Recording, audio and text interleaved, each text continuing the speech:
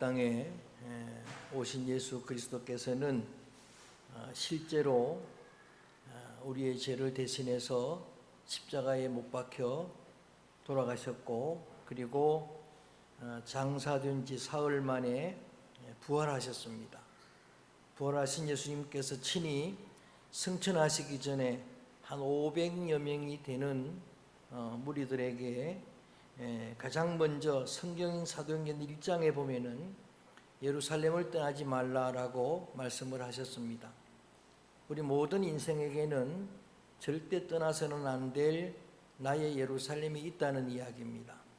동시에 예수님께서는 자신이 약속하신 보혜사 성령을 믿고 기다리라라고 부탁하셨습니다.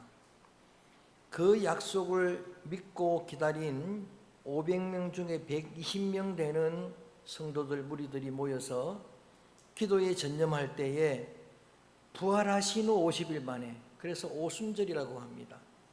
5자 10순자에서 50일 만에 성천하시고 10일 만에 보혜사 성령을 보내어 주셨습니다. 그 성령님은 우리 성도들에게 놀라운 능력이 되셔서 새로운 교회 시대가 열리고 성령 시대가 열렸습니다. 성령님은 바람 같은 성령이라고 그렇게 기록하고 있고, 불 같은 성령이라고 기록하고 있고, 또 그 성령은 방언을 비롯한 각양 귀한 은사를 동방하는 카리스마, 은사의 영이고, 또 많은 기적과 표적이 동반되는 권능의 영입니다. 성령의 권능으로 그 은사를 받은 예수님의 수지자 베드로가 첫 표적 기적을 행하는 이야기가 사도행전 3장에 나옵니다. 사도행전 3장에 나오는 그 역사적인 사건은 한 40년 40살 정도 된 한 남자가 일평생을 안전뱅이로 구걸을 하고 있었습니다. 성전 미문에 앉아서 구걸하는, 은가금을 달라고 하는 이 사람에게, 안전뱅이에게 3장 6절에 베드로는 이렇게 선언합니다. 은은 금은 내게 없거니와 내게 있는 걸 주겠다. 없는 걸 줄 수 없으니까 있는 걸 주겠다라고 말씀하시면서 나사렛 예수 그리스도의 이름으로 일어나 걸어라라고 명령합니다. 그랬더니 그가 놀랍게도 일어나 걷고 뛰고 하나님을 찬양하는 기적이 나타났습니다. 제가 이 사실을 제대로 안 믿을까 봐 저는 어릴 때 우리 교회에서는 몇 번 간증했던 제 친척의 조카 중에 이춘자라고 하는 당시에 13살입니다. 나이가 나보다 3살 많은 조카가 당시에 헌신의 권사님의 기도를 받고 일주일 만에 걸어 내려오는 걸 눈으로 똑똑히 봤습니다. 그때 예수님 그리스도 이름이나 지금의 그리스도 이름이나 동일합니다. 나보다 1살이 나이가 많은 박종석이라고 하는 조카는 소아마비로 태어났습니다. 초등학교도 입학을 못했습니다. 그런 그가 역시 헌신의 권사님 기도받고 일주일 만에 건강하게 걸어 내려와가지고 지금은 울산의 큰 병원의 의사고 병원장입니다. 여러분, 저는 개인적으로도 이런 예수님 그리스도의 기적의 능력을 많이 경험한 사람이에요. 우리 교인들은 다 증인입니다. 여전히 그 이름은 능력인데, 나사렛 예수 그리스도의 이름으로 일어나 걸어라, 나사렛 예수 그리스도라고 그렇게 특별히 부르는 이유는 예수라는 이름의 뜻이 너무 좋으니까, 구원자니까 많은 사람들이 저마다 예수의 이름을 자기 이름으로 짓습니다. 그래서 그거랑 구분하기 위해서 베들레헴에 오신 예수님, 나사렛에 사신 예수님, 바로 그 예수님의 이름으로 명령할 때에 기적이 나타났던 것입니다. 이름이라고 하는 건 이력입니다. 무슨 일을 했느냐입니다. 이순신 장군 그러면 우리는 거북선이 생각이 납니다. 세종대왕 그러면 훈민정음이 생각나는데, 예수님이 3년 반 동안 행하신 이력이 너무 많습니다. 많은 사람들에게 복음을 전하고 가르치고 기적을 행하고 치유하고 회복하는 그런 많은 사건들이 있습니다마는, 가장 중요한 예수님의 이력은 오늘 강조하는 2가지입니다.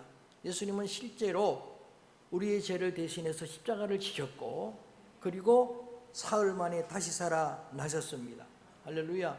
그래서 베드로는 자신 있게 담대하게 전합니다. 너희가 죽인 예수 그리스도를 하나님이 살리셨고, 크게 따라합니다. 하나님께서 그를 주와 그리스도가 되게 하셨느니라. 할렐루야. 예수님이 주님이십니다. 예수님이 내 구원의 주님이십니다. 예수님이 그리스도입니다. 예수는 이름이고 그리스도는 직분입니다.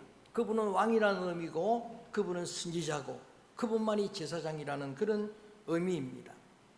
이 사실을 강력하게 전파할 때에 이 십자가 부활의 복음이 불편한 사람들이 있었습니다. 누구일까? 오늘 4장 1절 함께 읽어봅니다. 사도행전 4장 1절 말씀 한번 소리내서 읽어봅니다. 시작. 사도들이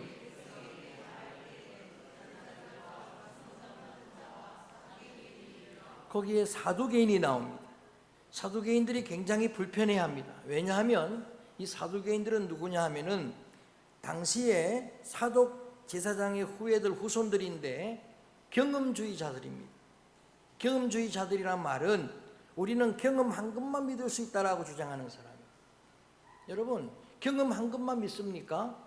경험하지 못하는 세계가 훨씬 더 많습니다. 눈에 안 보이는 세계가 훨씬 더 많습니다. 그런데 그들은 부활을 믿을 수 없어요. 경험을 할 수 없으니까. 여러분, 우리 인생은 한 번 왔다가 육신으로 있다가 그게 끝이 아닙니다. 우리의 영혼은 분명한 존재입니다. 성경은 분명히 말합니다. 죽음 후에 심판이 있고 영생이 있을 것이라, 영원한 나라가 있을 것이라. 그런데 그들은 영생을 믿을 수가 없잖아요. 본 것만 믿으니까. 그래서 그들이 핍박을 하고 종교 지도자들과 함께 이 베드로를 향해서 질문합니다. 도대체 기적은 나타났는데 그걸 보고도 질문하는 거예요. 누구의 이름으로 행하는 기적이냐라고 물을 때 4장 10절입니다. 이렇게 담대하게 이야기를 합니다. 한번 크게 한번 읽어봅니다. 시작.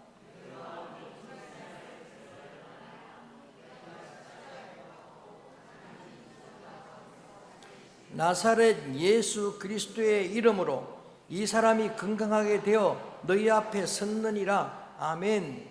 베드로는 자신 있게 말합니다. 내 능력도 아니고 내 이름도 아니고 너희들이 죽인 예수를 하나님이 살리셨는데 그 나사렛 예수 그리스도의 이름으로 이 표적이 나타난 것이다. 그리고 뿐만 아니라 그 그리스도는 그러면 결국은 누구인가? 4장 11절에 이렇게 설명을 합니다. 잘 들으셔야 합니다. 4장 11절 말씀 시작. 이 예수는 너희 건축자들이 버린 돌로서 집 모퉁이의 머릿돌이 되었느니라. 아멘. 시편 118편 22절 말씀을 그대로 인용합니다. 예수님 오시기 수백 년 전에 시인을 통해서 예언해 놓았습니다. 예수님이란 분이 이 땅에 오실 텐데 그분은 건축자들에게 버림받는 돌이다.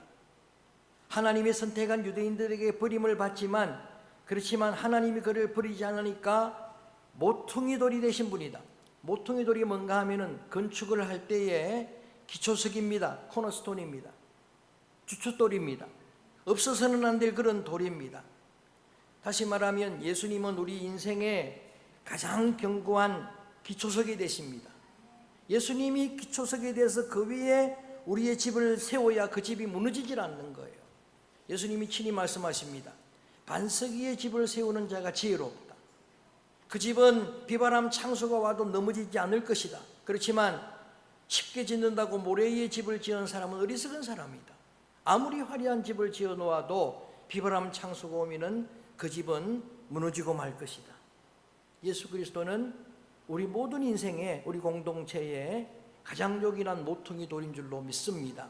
뿐만 아니라 그분은 우리의 기준석입니다. 삶을 살아갈 때 기준이 없으면 우리 어릴 때 조회할 때 기준하는 거 봤죠? 기준하니까 제대로 정렬이 맞추는 거, 균형을 맞추고. 근데 그 기준이 없는 인생은 흔들릴 수밖에 없잖아요. 균형을 잃을 수밖에 없는데 예수님은 우리의 모든 삶의 기준이 되십니다. 내 생각과 내 언어와 내 행동의 기준은 예수님이에요. 그래서 예수님을 영접한 믿음의 사람들은 어떤 기로에 설 때에 예수님이라면 어떻게 생각하실까? 예수님이라면 어떻게 말하실까? 이런 상황에서 예수님 어떻게 행동하실까? 예수님을 시금석, 기준석으로 삼는 인생들입니다. 그러면서 오늘 이 한 절 요절로 본문으로 정한 한 절 말씀을 선언하고 있습니다. 이게 제일 중요한 말씀인데 한번 큰 소리로 12절 말씀을 읽어봅니다. 큰 소리로 읽어봅니다. 시작. 다른 이로서는 구원을 받을 수 없나니 천하 사람 중에 구원을 받을 만한 다른 이름을 우리에게 주신 일이 없음이라 하였더라. 아멘. 이 세상에 가장 권위 있는 책이 성경입니다. 영원한 책입니다. 1600년 사이에 기록된 40여 명의 사람들이 기록했지만 원제자는 성령님입니다. 그래서 이 말씀은 정말 정황부호한 하나님의 진리입니다. 성경이 선언하고 있는 거예요. 다른 이로서는 구원을 얻을 일이 없다. 하나님은 구원을 얻을 만한 다른 이름을 주신 일이 없다라고 말씀하시기 때문에 오늘 제목에 이 단어를 붙여야 됩니다. 따라합니다. 오직 예수 그리스도. only 예수님이란 말을 붙일 때는 오직 예수를 붙여야 합니다. 여러분, 우리가 구원 얻는 길은 등산로가 아닙니다. 지금은 많은 사람들이 종교다원주의를 강조합니다. 우리 예수님 믿는 이 진리의 우리 기독교 진리 복음도 그 등산로 중에 하나다. 천국길은 등산로가 아닙니다. 천국길은 유일한 길은 예수님이에요. 우리가 사회 시간에 성자들을 배웠습니다. 공자님도 훌륭하죠. 스가모니도 훌륭하고 마호메트도 훌륭하지만 역사책에서는 사회책에서는 그 성자 중에 한 사람이다라고 말하지만 진리의 성경은 그렇게 말하지 않습니다. 천하에 구원 얻을 만한 이름은 예수님 이름밖에 없다라고 말합니다. 사도행전 16장 31절 말씀에 주 예수를 믿으라 그리하면 너와 내 집이 구원을 얻으리라. 예수를 믿어야 한다라고 말합니다. 오늘 기도자가 인용했던 요한복음 1장 12절에 보면 영접하는 자 곧 그 이름을 믿는 자들이 하나님의 자녀가 되는 권세를 얻는다고 했습니다. 영접하고 그 이름을 믿는 자, 성경 전체의 핵심인 요절인 요한복음 3장 16절에 보니까 하나님이 세상을 이처럼 사랑하사 어느 정도로요? 독생자를 주시기까지 사랑하사 이는 그를 믿는 자마다 멸망치 않고 영생을 얻게 하려 하심이라. 로마서 10장 10절에 사람이 마음으로 믿어 의에 이르고 입으로 시인하여 구원에 이르느니라.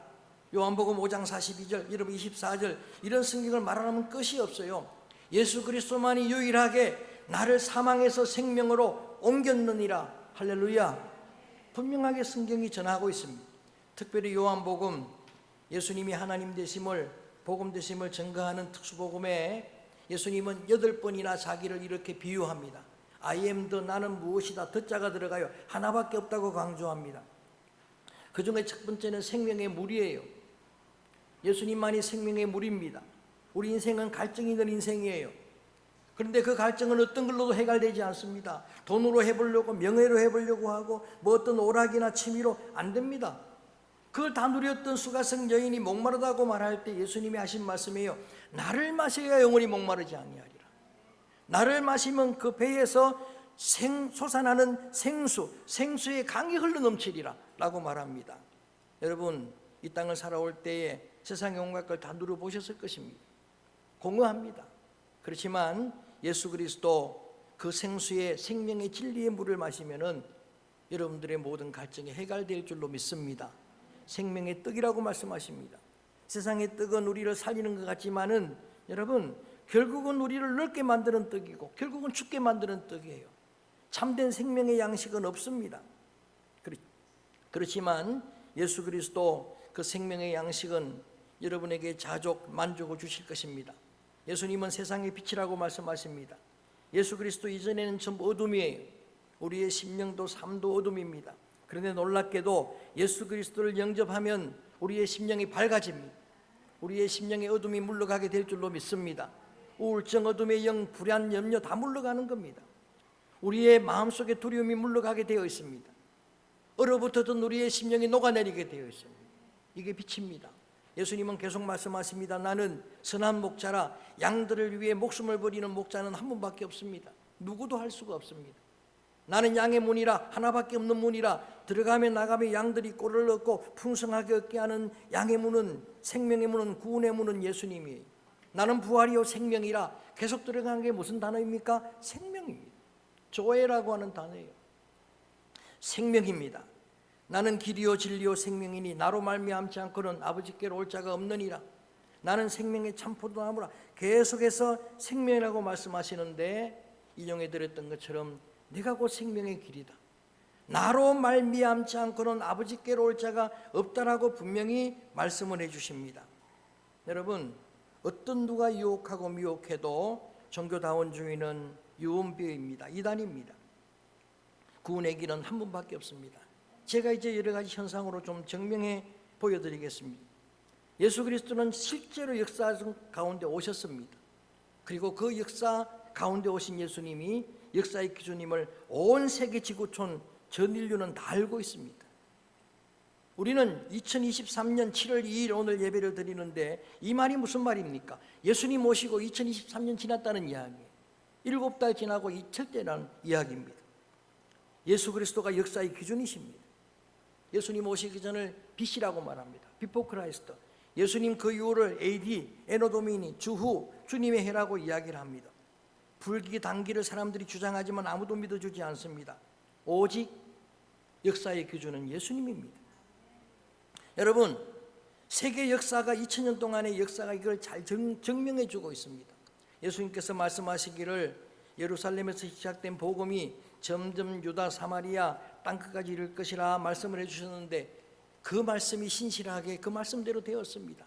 2000년이 흐르는 동안에 처음에는 오늘 특히 지역인 소아시아 지역이 복음화되었습니다.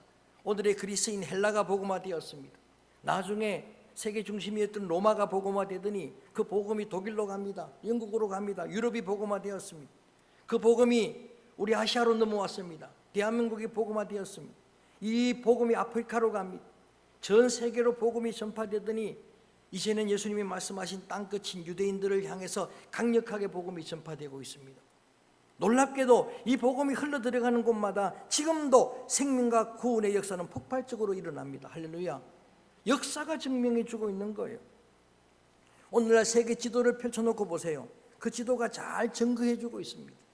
21세기 초 첨단 과학 시대를 살고 있습니다마는 여러분 아직도 복음을 외면하고 복음을 외면하는 그런 나라들, 그런 민족들, 무신론 공산주의 뿐만 아니라 저 지독한 우상의 나라들을 보면은 극빈에 시달립니다. 지금 재난에 시달립니다. 잘못된 사상의 처참한 현실을 살아가고 있습니다. 전쟁에 시달리고 있습니다. 그런데 복음을 제대로 영접한 나라들을 보세요. 주님이 산 위의 동리처럼 존귀하게 높여주십니다. 할렐루야.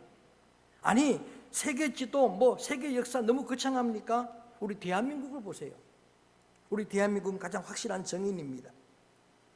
복음을 영접하기 전 불과 100여 년 전에 이 땅은 세계에서 지구촌에서 가장 극빈의 절망적인 나라였습니다. 선교사님들이 들어와서 이 땅은 희망이 없습니다라고 이야기합니다.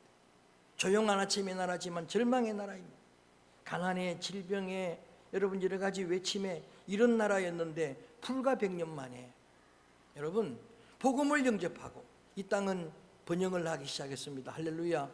세계가 주목하는 대한민국이 되었습니다. 하나님이 산 위의 동리처럼 높였습니다. 지금은 세계 열방이 K열풍에 몸살을 앓고 있습니다.